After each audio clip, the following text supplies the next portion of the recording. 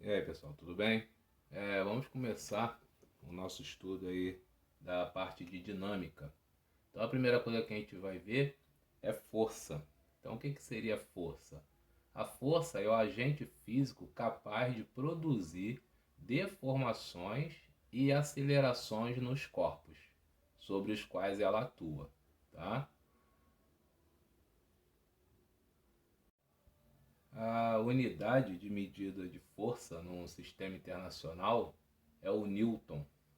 E o aparelho que a gente usa é esse que está aí na foto aí. É uma balança de mola que é chamada de dinamômetro. Então, o dinamômetro é o aparelho que mede forças. A força, ela é uma grandeza vetorial. Então, ela precisa ter módulo, que é o valor da força. No nosso exemplo aí é o 40 newtons. A direção, que é horizontal, e o sentido para a direita. Tá? Então toda a força possui módulo, direção e sentido porque ela é uma grandeza vetorial. Então só para relembrar aí como é que se calcula o vetor resultante, né, que a gente já viu, aqui nós vamos ver as três situações. Tá? A primeira situação aí é quando as forças têm o mesmo sentido e a mesma direção. Então a gente soma o valor de F1 mais F2 e a gente tem uma força resultante. Tá? Então a força resultante é a soma das forças, nesse primeiro caso aí. Nesse segundo caso aí, ó, a gente tem as forças com sentido oposto. Então ele tem mesma direção horizontal, mas o sentido delas são opostos. Então o que você vai fazer? Você vai subtrair e dar o sentido da maior força. Como a F1 é maior do que a F2, então o sentido vai ficar para o lado da força F1. Tá? Então a força resultante é igual à diferença das forças. Bem, nesse terceiro caso aí, nós temos as forças perpendiculares, tá? Então sendo um ângulo de 90 graus entre elas. Para isso, a gente tem que aplicar o teorema de Pitágoras para calcular ela, tá? Então tá aí o desenho aí, ó, força 1 indo para cima, a força 2 indo para a direita. Aí você fecha o paralelogramo aí e liga esses pontos aí. Então a força resultante teria esse sentido e essa direção aí do desenho aí do lado aí. Então vamos fazer um resumo aí disso aí aqui no papel. Então nós vimos que força ela é capaz de modificar o movimento, né, ou tirar o corpo da inércia. Então se você tem um corpo qualquer e você aplica uma força nesse corpo, ele vai adquirir uma aceleração. Essa força, tá? Ela é uma grandeza vetorial, então a gente vai sempre representar ela com um vetor.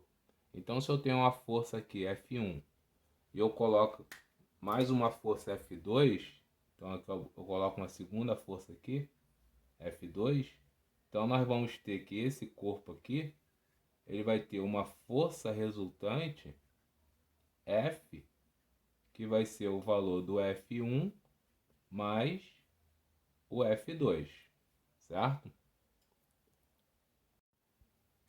E num segundo caso aí nós teríamos o seguinte, ó, um corpo com uma força F1 indo nessa direção, certo? Então ele tem uma aceleração para lá. Se eu pegar e colocar uma força contrária, né, esse cara aqui, uma força F2, e essa força sendo maior do que essa força F1, esse cara ele vai ter uma força menor,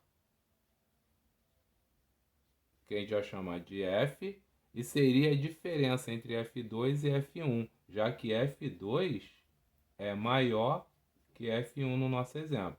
Então, quando você fosse fazer a força resultante, você teria que fazer o valor do F2 menos o valor do F1. Tá? Então, o valor da força resultante, que a gente chamou de F aqui, seria a diferença, porque ó, uma força está contrária à outra. Tá? Essa é aquela segunda situação que a gente viu lá na figura. A terceira situação é quando você tem as forças perpendiculares. Então você tem aqui uma força, né, puxando esse cara nesse sentido, a gente vai chamar de F1, e coloca uma força no sentido aqui para cima, que a gente vai chamar de F2. Então o que vai acontecer com esse cara? Qual vai ser o deslocamento dele? Ele vai se deslocar, a gente vai fechar a figura aqui, ó, o paralelogramo, e nesse ponto aqui, ó, seria o nosso vetor resultante, que é a força resultante. Como é que eu calculo essa força resultante? Usando o teorema de Pitágoras, já que a gente tem um triângulo retângulo, e esse cara aqui é a hipotenusa. Então nós temos que f ao quadrado é igual a f1 ao quadrado mais f2 ao quadrado. Tá? Então o valor dessa força resultante não seria nem a soma nem a diferença, porque formou uma figura, tá? Que é um triângulo retângulo, onde eu vou aplicar Pitágoras para calcular essa força resultante aí. Nessa figura aí, ó, a gente vê algumas forças de ação à distância, tá? Então nós temos aí no primeiro desenho aí uma maçã caindo, que seria a força de atração gravitacional, tá? Que é o nosso peso. Do lado aí nós temos a força elétrica, né? Um átomo aí, o núcleo, sendo o próton e os elétrons girando ao seu redor. E temos a força magnética. Então esses exemplos aí são de forças de campo, tá? De ação à distância. Ela não precisa ter o contato físico entre elas. E nessa situação aí, ó, nós temos as forças de contato, tá? Essa classe de força consiste em forças cuja ação se dá pelo contato direto entre os corpos, tá? A figura a seguir ilustra essas forças aí. Então você tem a força aplicada, um cara empurrando o carrinho aí, empurrando as caixas. A força de atrito, né, do pneu da moto aí com contato com asfalto. E temos a força elástica. Se você colocar aí um peso em cima dessa mola, né, ela irá se comprimir aí. Seria a nossa força elástica aí, tá? Então tem aí alguns exemplos aí de forças aí. Bem, seguindo aí, a gente vai falar agora sobre os tipos de equilíbrio que tem, tá? O que seria um equilíbrio? O equilíbrio,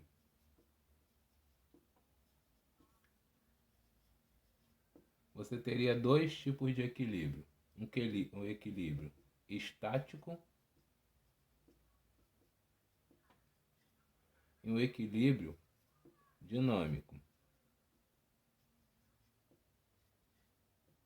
Bem, ambos os equilíbrios eles têm força resultante igual a zero. Então todas as forças que agirem nele, se você for fazer uma soma vetorial em cima desse corpo, se a força der zero, a gente diz que o corpo está em equilíbrio. Agora, quando é que ele está em equilíbrio estático? Quando ele está parado, quando a velocidade dele é igual a zero.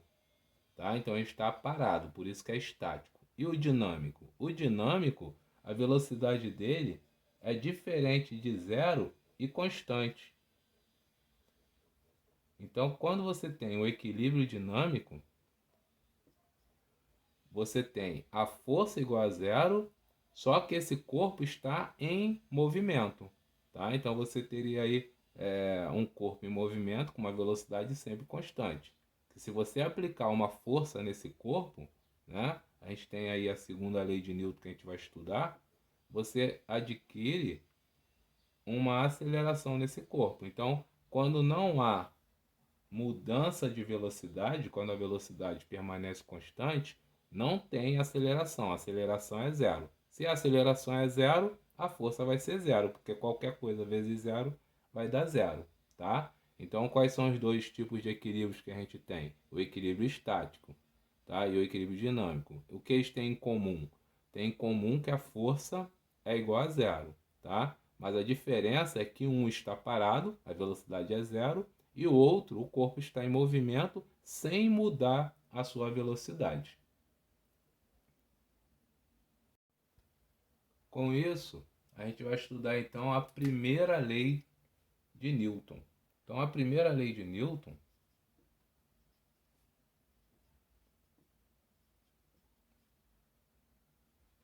ela é chamada de princípio da inércia. Então, o que é inércia? Então, a definição de inércia é a seguinte: todo corpo em repouso ou movimento retilíneo uniforme, né, que é a velocidade constante, não poderá alterar o seu estado se a força resultante for nula em relação a um referencial, tá? Então, se você tiver um corpo em inércia, ele pode estar parado, velocidade igual a zero, ou em movimento retilíneo uniforme, que significa que a velocidade é constante, tá bom? Então nessas figuras aí, ó, a gente tem aí alguns exemplos da inércia. O que acontece aí no primeiro desenho? No primeiro desenho você tem um cara voando pela janela quando o carro bate aí numa parede aí, né, num bloco qualquer. O que acontece? Ele vinha dentro do carro com a mesma velocidade do carro. Como a força foi aplicada no carro, o carro parou. Como ele não foi aplicada nenhuma força nele, ele estava sem cinto de segurança, ele continuou com a mesma velocidade do carro, tá? Então isso aí seria inércia. Então o corpo que está em movimento tende a ficar em movimento e o corpo que está parado tende a ficar em parado. Ele só vai mudar o seu conceito de inércia se for aplicada uma força sobre ele, né? Aí tem um cara aí na academia que entra numa esteira e a esteira já está girando. Então, se ele fica parado e a esteira está girando, ele vai cair, porque ele tem que acompanhar o movimento da esteira, tá? Então, esses são alguns exemplos aí de inércia que a gente tem.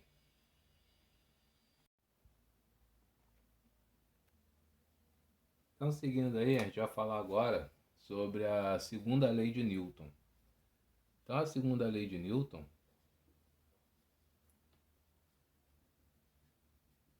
ela diz o seguinte, que se você aplicar uma força e um corpo de massa m, então eu aplico uma força num corpo de massa m, esse corpo adquire uma aceleração. Então, força é igual a massa vezes a aceleração, certo? Se você aumentar essa força para 2F, a aceleração aumenta para 2A, porque a massa vai ser constante, tá? Então, se você dobrar o valor da força, você dobra o valor da aceleração, tá? Com essa massa aqui sendo constante. Então, isso é a nossa segunda lei de Newton. Então, se você tiver um corpo qualquer, vou botar de massa 10 kg, e ele tem uma força de 20 newton, qual é a aceleração desse corpo? Então, você vai pegar essa formulazinha e vai escrever que a aceleração é a força dividido pela massa. Então nós temos uma força de 20 newtons dividido por uma massa de 10, vamos ter uma aceleração de 2 metros por segundo ao quadrado, tá? Bem simples assim. Então nessa formulazinha, né, que é a segunda lei de Newton, nós temos que a força é uma grandeza vetorial, a aceleração é uma grandeza vetorial e a massa é uma grandeza escalar, tá? A força é diretamente proporcional à aceleração, se você mantiver a massa constante, tá? Então, se eu dobrar o valor da força, a massa sendo constante, vai dobrar o valor da aceleração, tá? Então, elas são diretamente proporcionais. Então, dessa formulazinha aqui, eu posso tirar que massa é força dividido por aceleração. E posso tirar aqui a aceleração é força dividido pela massa, tá bom?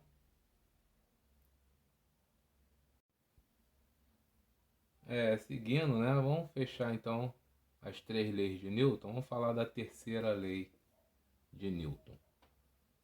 O que é importante você saber na terceira lei de Newton? Então, a terceira lei de Newton é a lei da ação e reação. O que você tem que saber é o seguinte, que a força de ação e reação, elas agem em corpos diferentes, tá? Então, se você tem um bloco aqui e ele está sendo empurrado por alguma força, é porque existe um outro corpo, né? Pode ser uma pessoa, até outro bloco encostado nele, que está reagindo de forma contrária com o mesmo valor, tá? Então, esse corpo empurra ele com força F e esse reage nesse cara aqui, tá? Então, no nosso desenho aí, você observa o seguinte: o rapaz empurra a menina, por sua vez, os dois entram em movimento, tá? Então, aí tem um princípio de ação e reação, tá? Se um dos patinadores resolver empurrar o outro, percebemos que o que aparentemente empurra também se movimenta, como se fosse empurrado, tá? Então isso é um princípio de ação e reação. Então o mais importante é você saber que ação e reação agem em corpos diferentes.